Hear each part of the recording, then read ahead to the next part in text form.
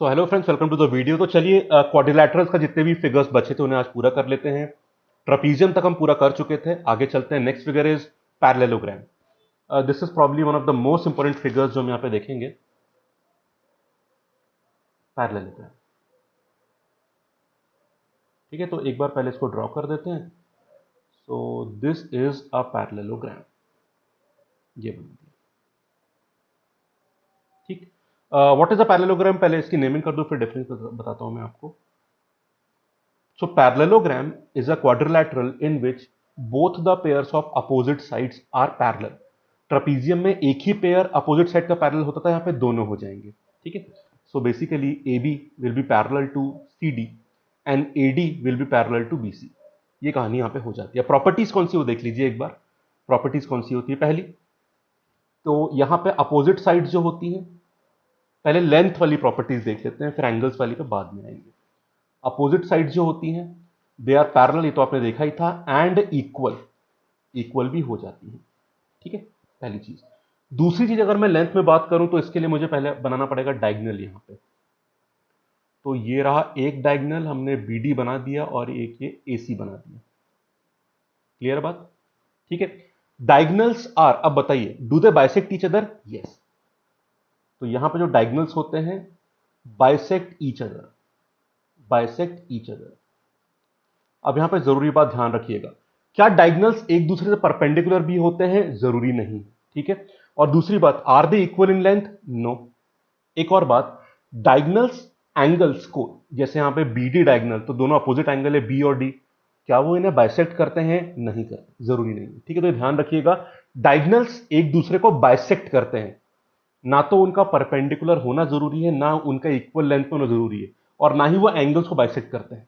Clear? तो बस एक प्रॉपर्टी ध्यान रखिएगा। अब थोड़ी एंगल प्रॉपर्टीज पे आते हैं, वो ये रहे। Opposite angles are equal, opposite angles are equal. अगर हम यहां पे देखना चाहे तो एंगल ए एंगल सी के बराबर हो जाएगा और एंगल बी एंगल डी के बराबर हो जाएगा, ठीक है। अगर मैं एडजेसेंट एंगल्स की बात करूं, एडजेसेंट एंगल्स, तो वो सप्लीमेंट्री होते हैं। So adjacent angles are supplementary, मतलब उनका सम 180 होता है। मतलब angle A plus angle B 180 होगा, या angle D plus angle C 180 होगा, या angle B plus angle C 180।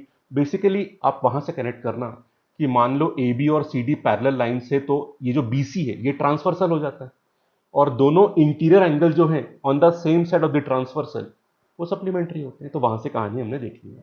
Clear? और क्या प्रॉपर्टी यहां पे निकल के आएगी? हाँ, आई थिंक इतनी प्रॉपर्टीज हैं। ओके, एक प्रॉपर्टी और है जो बहुत इंपॉर्टेंट है, ध्यान रखिएगा। जब भी हम डायगोनल्स बनाते हैं तो हमारा पैरेललोग्राम दो ट्राइंगल्स में टूट जाता है, and these two triangles are congruent to each other. वैसे congruency and similarity of triangles में मैं अलग वीडियो भी बनाऊंगा, और अभी इसको समझ लेते हैं। पहले एक हटा दो, बस एसी डायगोनल की बात करते हैं।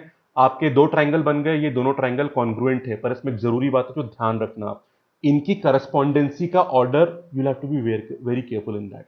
देखिए, ए बी और सी डी पैरेलल है, तो ए सी एक तरह का ट्रांसवर्सल है, और ऐसे केस में ऑल्टरनेट इंटीरियर एंगल बराबर होता है। मतलब कि ये एंगल इसके बराबर होगा, उसी तरह से ये एंगल इस वाले के बराबर होगा। ऑल्टरनेट इंटीरियर एंगल बराबर होते हैं, और ये एंगल अपोजिट वाला इसके बराबर हो जाएगा।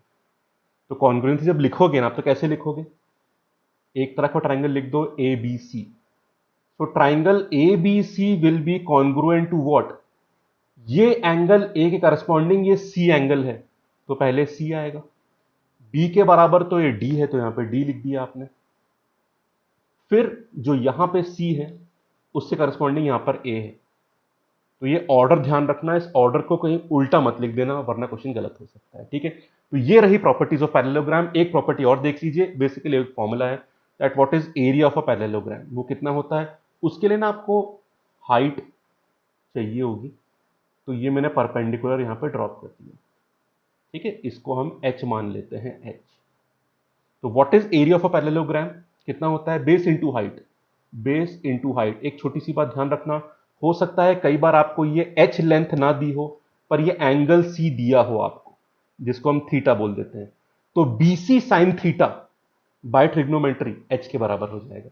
तो आप इसको ऐसे लिख सकते हो C D into H sine theta, sorry C D into B C sine theta, जो कि एच के बराबर होता है।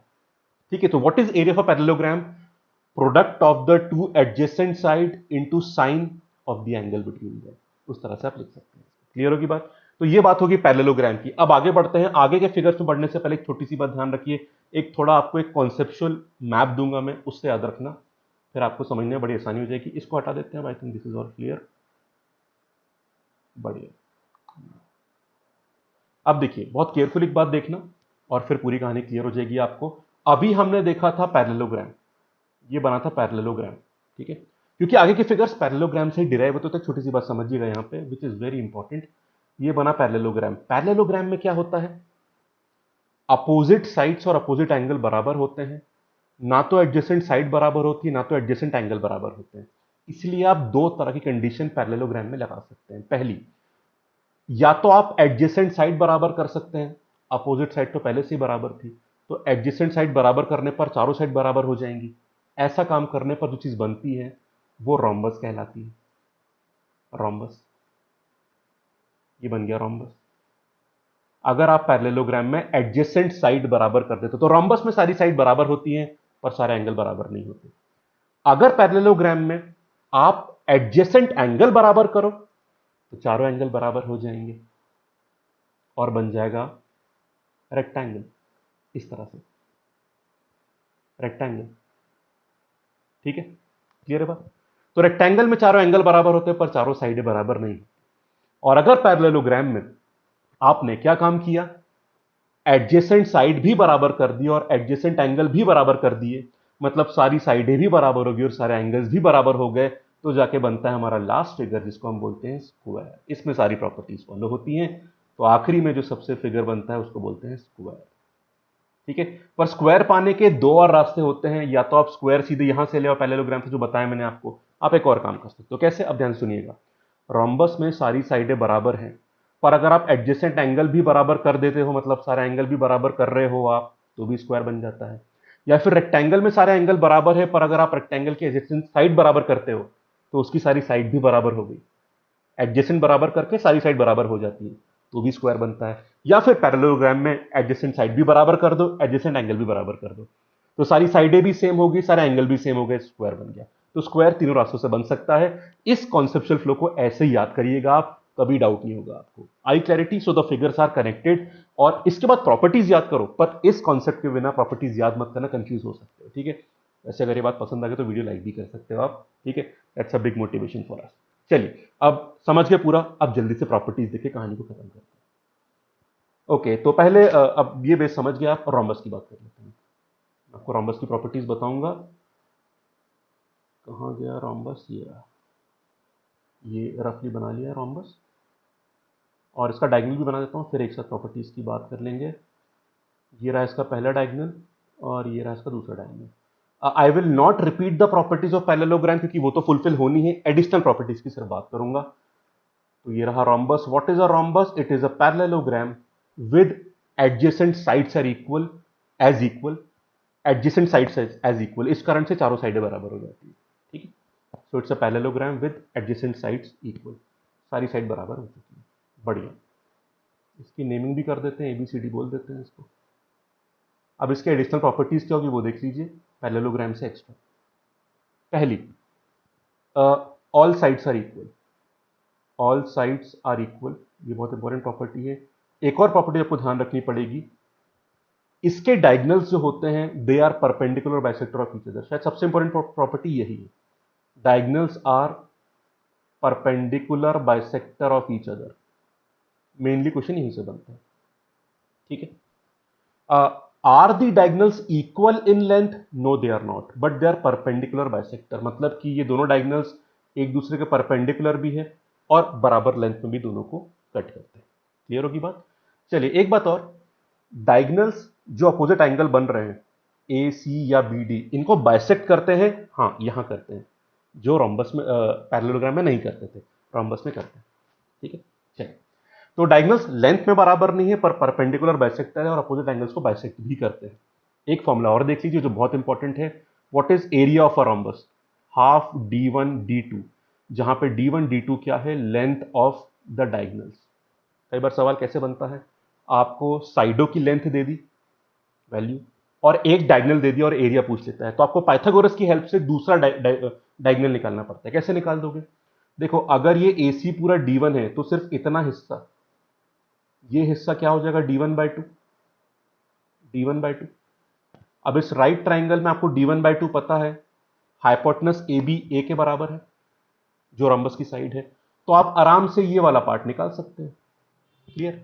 अब ध्यान रखना, जैसे ही आपका ये निकला है तो ये d2/2 हो जाता है आपका, तो जो आपकी तीसरी साइड निकलती है वो सेकंड डायगोनल की लेंथ नहीं, उसको डबल करना पड़ेगा आपको, बस ये गलती मत करना, ठीक है।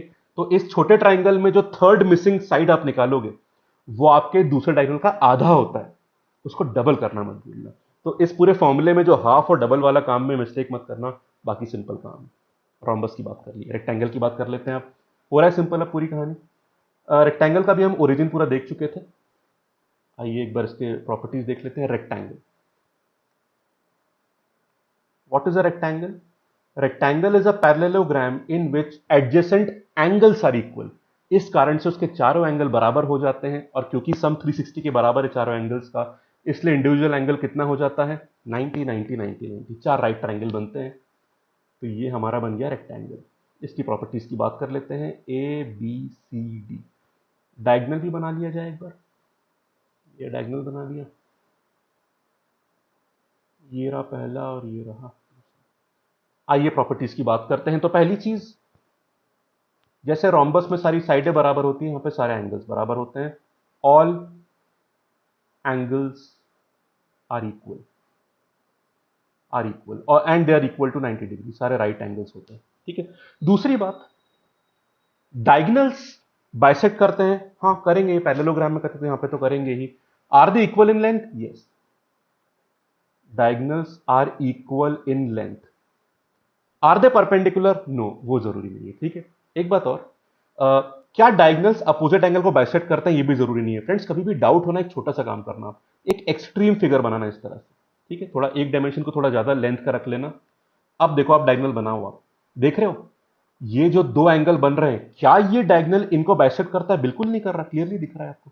तो कभी भी डाउट हो प्रॉपर्टीज में, एक थोड़ा एक्सट्रीम फिगर बनाया करो जो बहुत सिमेट्रिकल सा ना लगे, आप उससे बहुत आराम से वेरीफाई कर सकते हो सारी properties, will not be a problem, ठीक है।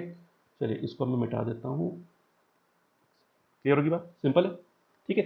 तो ये प्रॉपर्टीज हमारी, अब सुनिए, डायगोनल्स क्या है रेक्टेंगल के, लेंथ में बराबर होते हैं, यस, पर अपोजिट एंगल को बाइसेक्ट नहीं करते हैं, आपस में बाइसेक्ट करते हैं पर परपेंडिकुलर नहीं होते हैं, बस ये प्रॉपर्टीज है।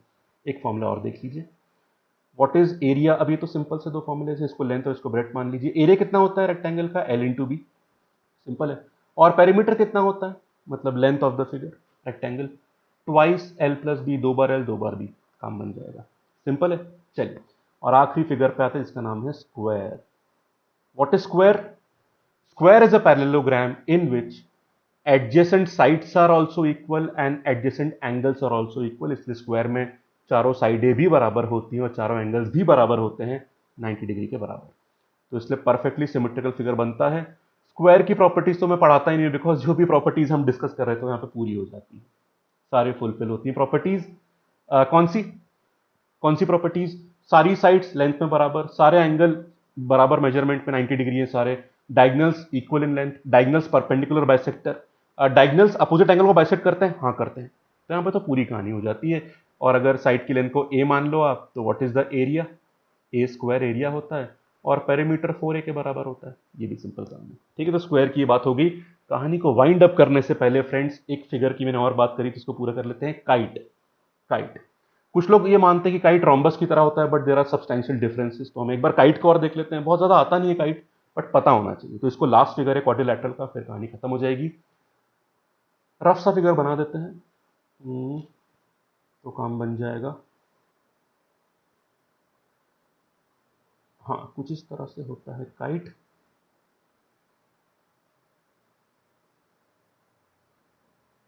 हाँ जी, ठीक ठाक सा बन गया है काइट। चलिए इसका डायगोनल बना दूं, फिर मैं प्रॉपर्टीज की बात करता हूँ आपसे। तो ये रहा इसका डायगोनल, ये इधर बना दिया और ये इधर बना दिया, ठीक है। अब इसकी नेमिंग कर देते हैं और फिर जानते हैं काइट होती है। जो पतंग उड़ाते हैं ना उसी का मतलब है, पर ऑब्वियसली पतंग अलग अलग शेप की आती है, पर शायद सबसे ट्रेडिशनल ये वाली पतंग का शेप मानते हैं, इसलिए इसको काइट शायद बोलते हैं। चलिए ध्यान से देखिएगा, व्हाट इज अ काइट। इसमें जो प्रॉपर्टीज होती है फ्रेंड्स वो ये होती है कि ये साइड इसके बराबर है और ये साइड इसके बराबर है, मतलब एडी एबी के बराबर है और सीडी सीबी के बराबर है।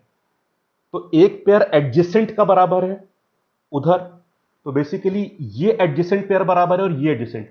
ऑल दी एडजेसेंट पेयर बराबर नहीं बोल सकते आप, मतलब आप ए बी को बीसी के बराबर नहीं बोल सकते। तो एडी और ए बी का एडजेसेंट पेयर बराबर होता है और डीसी और बीसी का बराबर होता है, ये होता है काइट। तो very different from rhombus and rectangle. उनमें क्या था, अपोजिट साइड तो हर समय इक्वल होती है, जो यहां पे तो नहीं अपोजिट साइड बराबर, ठीक है। यहां पे एडजेसेंट वाली बराबर होती है। किस तरह से मैंने बता दिया, तो ये काइट होती है। प्रॉपर्टीज वैसे तो दिख रही है काफी, पर आप एक बार समझ लीजिए फिर भी क्या प्रॉपर्टीज है। एक तो डायगनल्स जो इसमें होते हैं, diagonals are perpendicular, diagonals perpendicular होते हैं, ये बात सही है। आर दे बाइसेक्टर, अब यहां पे केयरफुली थोड़ा देखिएगा, एसी बड़ा डायगनल छोटे वाले को बाइसेक्ट करता है, तो AC is perpendicular bisector of BD। AC is perpendicular, ये परपेंडिकुलर ठीक से बना दें, perpendicular bisector of BD, but vice versa नहीं है। दोनों आपस में परपेंडिकुलर है, पर बाइसेक्टर के लिए वाइसा वर्सा नहीं बोल सकते आप, सिर्फ बड़ा वाला छोटे को बाइसेक्ट करता है, ठीक है, और परपेंडिकुलर भी है। तो पहली बात तो ये ध्यान रखिएगा। दूसरी बात अगर मैं आपको बताऊं यहां पे, तो एंगल्स की बात करी जाए तो आप आराम से कॉन्ग्रुएंसी से देख सकते हैं कि अपोजिट एंगल में एंगल ए सी के बराबर है और एंगल डी बी के बराबर है। दूसरी बात ये हो गई। और अगर मैं एरिया की बात करूं, तो एरिया में इसका रोम्बस की तरह फॉर्मूला होता है। अगर ये डायगोनल्स की लाइन D1 D2 है, तो half D1 D2 is area of kite, वो फॉर्मूला सेम चलता है। क्लियर है बात। तो प्रॉपर्टीज में थोड़ा माइनर डिफरेंस है, वो ध्यान रखिएगा, we'll have to be very careful. जो है मैंने लिख दिया यहाँ पे। क्लियर। एंगल वाली और बता दूं, एंगल ए एंगल सी के बराबर बताया था और एंगल बी एंगल डी के बराबर बताया था। बस ये प्रॉपर्टीज है, तो there is a fine difference, आपको पता होना चाहिए। तो यहां पे क्वाड्रिलैटरल खत्म होता है, हमने पूरा कवर कर लिया। Quadrilateral, cyclic quadrilateral, trapezium, parallelogram, उसके बाद हमने कवर किया था रोम्बस, रेक्टेंगल, स्क्वायर और आखिरी में काइट। काइट का नाम भी लिख देते हैं, नाम नहीं लिखा था इसका, काइट, ठीक है। इस तरह से कवर होता है एंड सारे फॉर्मुलेज में कवर करवा चुका हूं। पिछले वीडियो में ट्रेपीजियम तक करवाया था, अगर आपने पिछला वीडियो नहीं देखा तो जरूर देखिएगा, उसके बाद आज पैरेललोग्राम से शुरू किया, ठीक है फ्रेंड्स। तो अगर कंटेंट पसंद आ रहा है फ्रेंड्स, तो वीडियो लाइक जरूर कर दीजिएगा और कमेंट जरूर करिएगा, आपके फीडबैक चाहे पॉजिटिव चाहे negative, all the feedbacks are most welcome. और चैनल सब्सक्राइब कर दीजिएगा। कल एक नए कॉन्सेप्ट के साथ मिलेंगे हम लोग, which will be very very useful. Okay, thank you so much for following the series. Have a nice day.